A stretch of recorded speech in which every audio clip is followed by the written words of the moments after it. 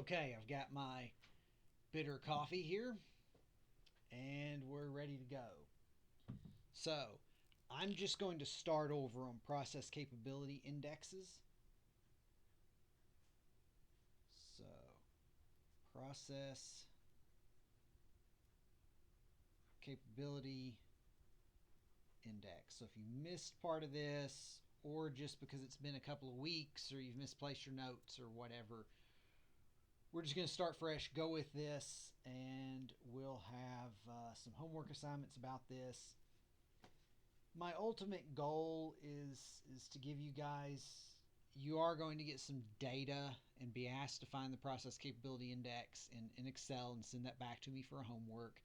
It's going to be about reaming and drilling, which we discussed in class, and I've already sent an introductory homework that's hopefully pretty straightforward. Don't forget that's due this Friday the 3rd. Okay. Eventually, I'd like to do a little bit of geometric dimensioning and tolerancing, but that's if I get everything done for my materials course.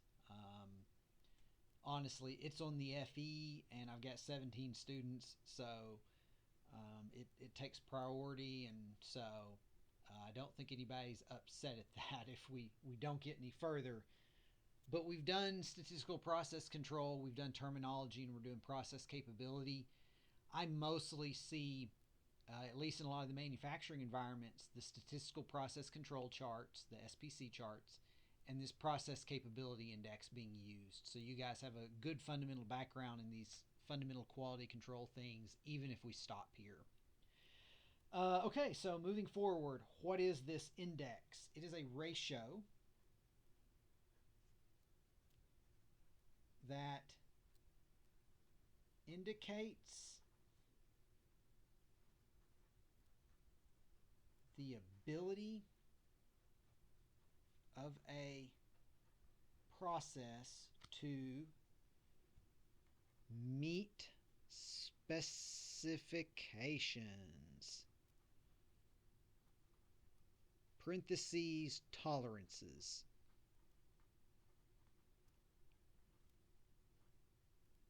Right, so in engineering we usually use the word tolerances, but in quality control and management they seem to go with specifications.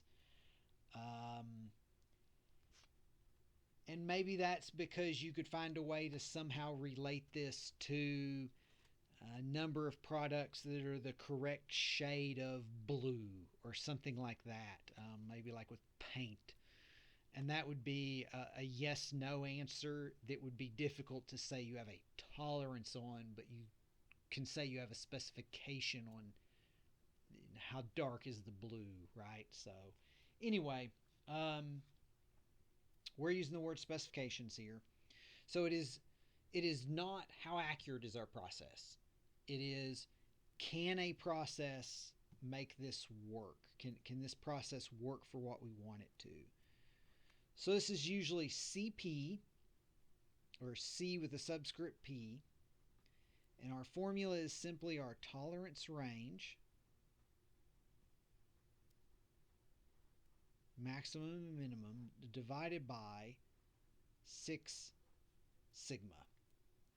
Which, if we want to relate that to what we were doing with our X bar charts, it's our upper specification limit minus the lower specification limit over 6 sigma. Okay, now these are not the control limits, right? On our charts, I said we show control limits, not specification limits. These are the limits that are specifications that we should not show on the X bar chart. Okay, so, and sigma is the standard deviation. In general, larger CP is usually better. What does that mean? It means our tolerance is large compared to our process's standard deviation. Right? So here's something else to note. USL LSL, these are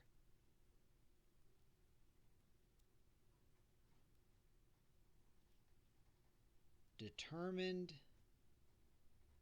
by design. An engineer specifies a tolerance on an engineering drawing, and that gives us our USL or our LSL. Maybe the business and marketing people or something have something to say about it, but this is an engineering specification. Six Sigma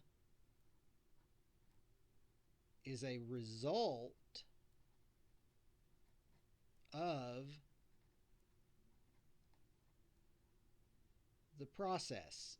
It is not defined by the engineer. It is calculated based on measurements.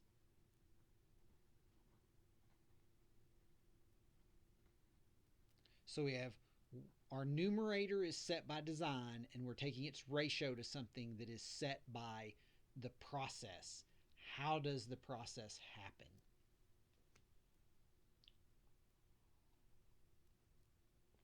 Some processes are just naturally in manufacturing going to give us better precision or a lower standard deviation, two ways of saying the same thing,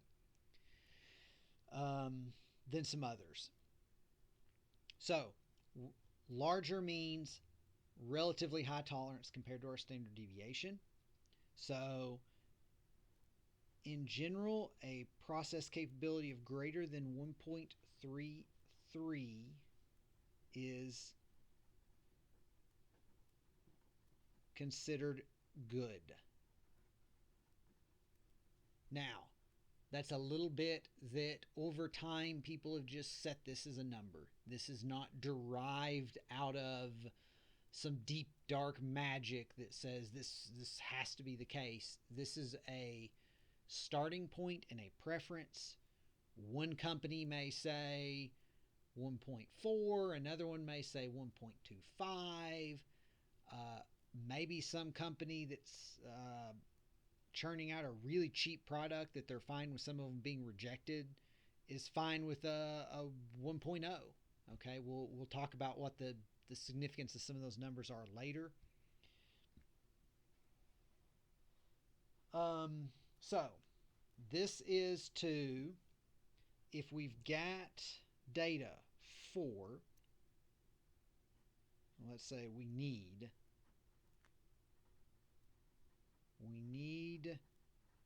data numbers for a process's possessive sigma, so it's standard deviation,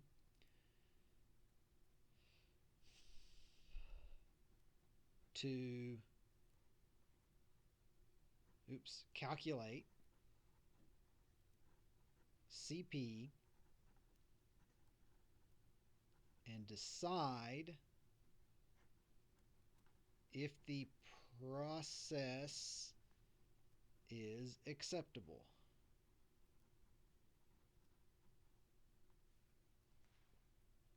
Okay, so let's just make up some numbers, right? So I'm going to pull out my calculator here. And let's say if 1.33 is acceptable, we'll just solve for, say, we'll do this. We'll make up a tolerance. Okay, we'll say tolerance is plus minus, I don't know, half an inch. Maybe we're working with 8 feet 2x4s that are soft pine and we don't care about. I don't know. Just making up a number for a tolerance. Okay, so what would be a acceptable process for cutting the lengths? Well, we would need a process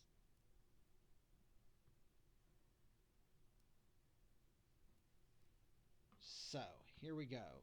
We multiply both sides by sigma, And our sigma at most for a process would be 0.5 inches divided by 6 and divided by 1.33. So that's our just minimum target process capability. That's a 6 right there if you're having trouble reading it.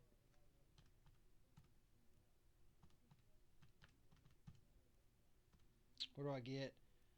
I get a sigma of, I'll try to write a little larger here, 0.06, and we'll say 3 inches.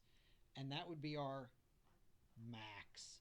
So we would need to find a cutting process that gives us a standard deviation at most of this. Okay, so if we have results of different cutting processes and we know all of our cutting processes standard deviations, or we could just go out and do a study real quick. We can grab some wood, grab some workers, and say, here, cut these boards, okay, or whatever it is that we're making, whatever processes we're looking at. So we'll look at a process for drilling and reaming, which is a drill and then ream. So we'll compare those and see if we see a difference.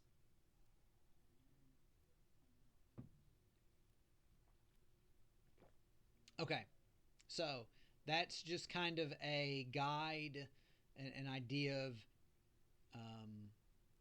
if we know our tolerance, which we should, it should be a design specification.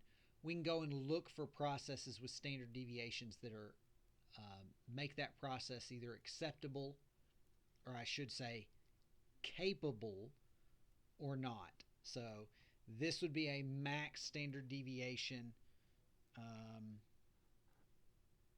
for a capable process.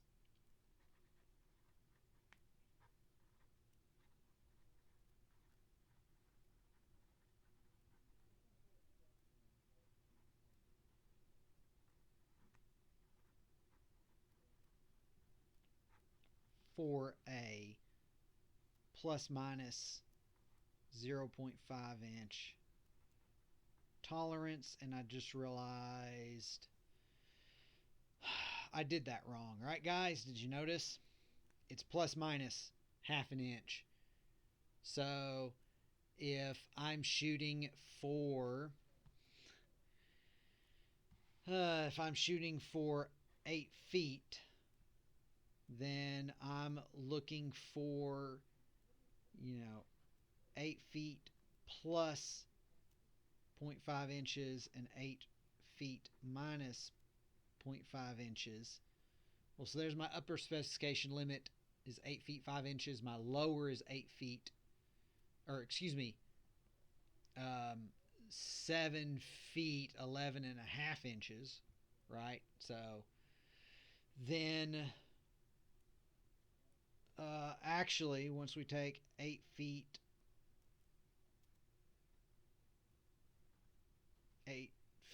half an inch, subtract 8 feet and the minus half an inch, we actually come up with a 1 inch difference, right? So let me do that math. So hopefully you caught that I was wrong. If not, then this could have been intentional actually if I'd thought about it. That way you don't make the same mistake I did. I'm glad I caught it. Okay, so 1.33 equals 1 inch over 6 sigma.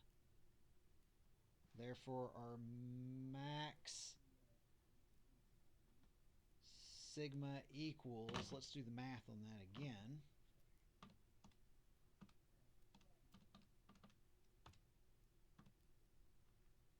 It's a 1/4 inch. Awesome. Okay. It's 12531 something inches, but we'll just say our max standard deviation is 1/8 of an inch. Did I say a 1/4? I think I said a 1/4 inch. It's 1/8 of an inch. My goodness. Okay.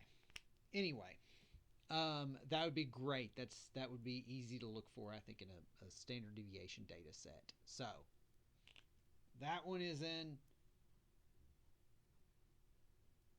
Oops, my bad. Here's the correct. If we can find a process that has a standard deviation of 1/8 of an inch, which is 0.125 inches, or less, it is capable of meeting our tolerances. So it's capability of meeting tolerances.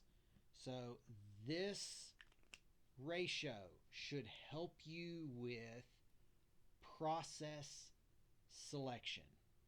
So indicates ability of a process to meet tolerances. Helps us select the correct process for what we want to manufacture. Okay, so more about this and values for it. I'm writing in marker now, so put my buffer pages under there. Oops. Okay. And go to the next thing. So, about values of the process. Process capability equals 1. This means our tolerances equal 6 sigma, and we call this barely capable. Means if everything is running exactly as we want it, our process is capable of doing what we want. So barely capable means process makes 99% plus. So everything contained within 6 sigma is a little over 99%. Good parts only, underline only, when the process is 100% as expected, no deviation. Guess what? In a manufacturing environment, different operators are going to do things a little different. Different machines are going to behave a little differently. So barely capable is a bad spot to be because your process is going to end up drifting. So, sorry, checking my notes. Let's see.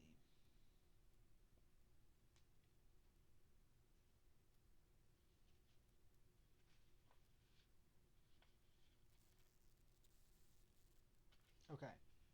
So what does just barely capable look like? Here we go. Barely capable looks like, out of the book I'm using, figure 36-10C. That's just to help me bookkeep. What do we have here? We have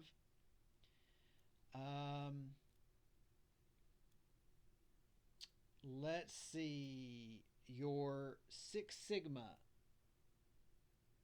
is, well, okay, so this is actually for some data sets here. They're saying sigma is for your 6 sigma range ends up being the same as your tolerance ranges. So let me do this.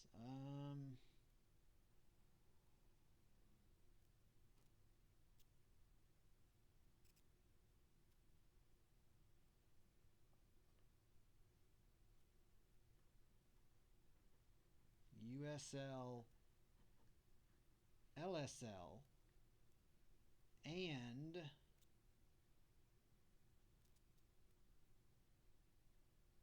Here's our process average. We've also got minus 3 sigma plus 3 sigma. So at a process capability of 1, 6 sigma matches our specification limits. Yeah, 99 point something percent of this is in here. But what happens if our process just barely drifts?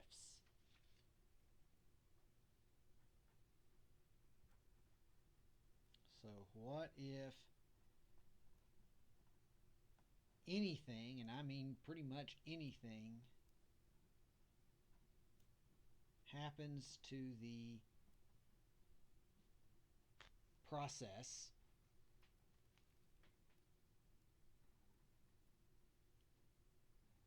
well, then we've still got our specifications, USL, LSL, but now our average has, say, shifted.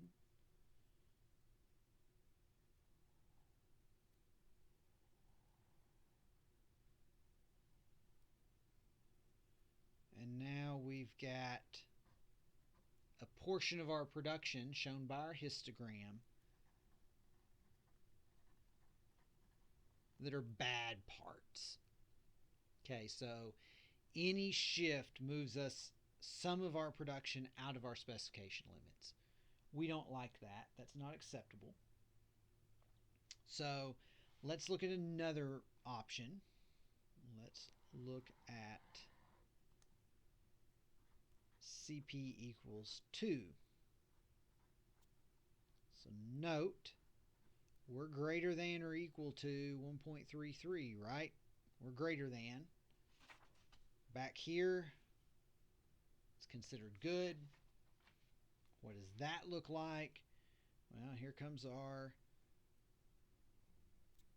specification limits again.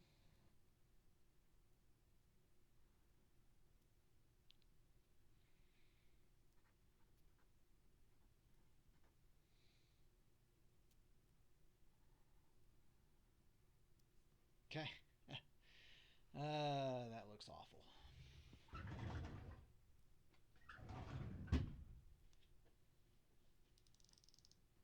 No. Just no.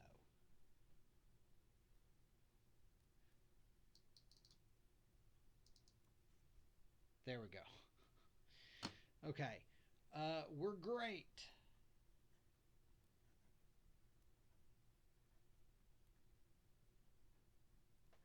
We have to really mess up a part to get it outside of our specification limits, right?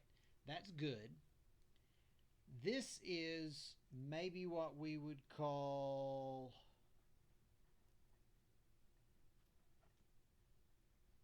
overdoing it. That's not out of the book.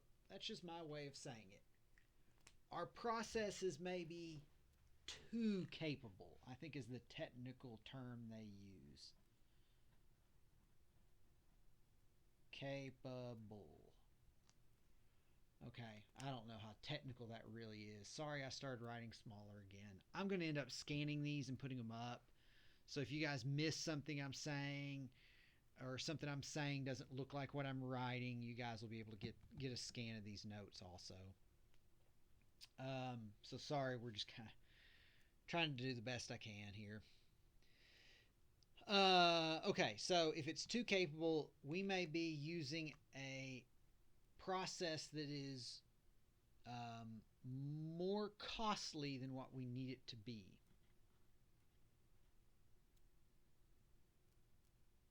Okay, we're just going to have to, there we go.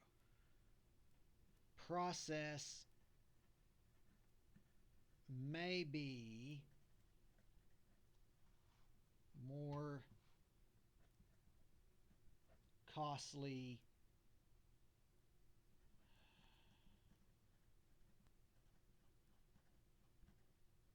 than needed. So what I'm saying is we may be able to change our manufacturing process or remove a step in that process that we're using to get higher precision, go to lower precision, and still be okay. Okay, so this would be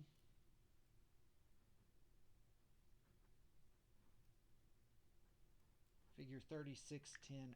Okay, so that's what this actually looks like out of the book. So they're actually using some numbers where they're getting process capability is 2.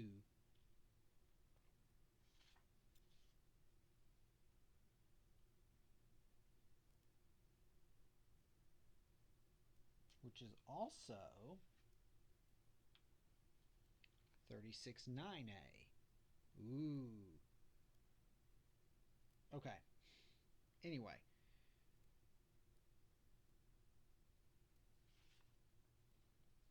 Minor thing. I think they're going to have upper and lower different than me. And that probably makes more sense because now my x-axis has larger values going to the left instead of the right. I've seen it like this before. You just have to be aware that you're just what direction are you going on the x-axis. Okay.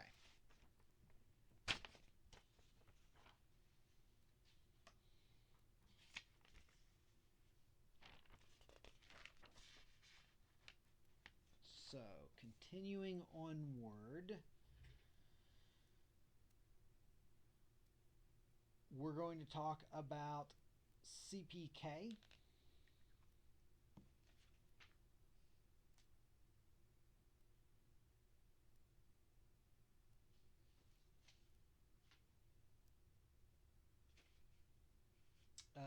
I'm going to pause this and we'll pick it up here in a second.